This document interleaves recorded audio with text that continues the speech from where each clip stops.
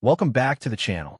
In this tutorial, I'll show you how to download and install WWE 2K26 for free through Steam during the free play event. Just follow each step carefully. First, open the Steam launcher and go to the Store tab. Use the search bar to search for WWE 2K26, then open the Game Store page. Scroll down until you see the Play WWE 2K26 section. You'll notice that the game is available to play for free until August 3rd. Click the Play Game button to add it to your library. A new window will appear showing the installation details. The game requires approximately 139.96 gigabytes of storage. Click Install to continue.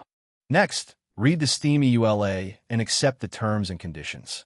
Once you've done that, head over to your library, where you'll see WWE 2K26 begin downloading to your PC. After the download is complete, you can launch the game and enjoy playing it for free until August 3rd.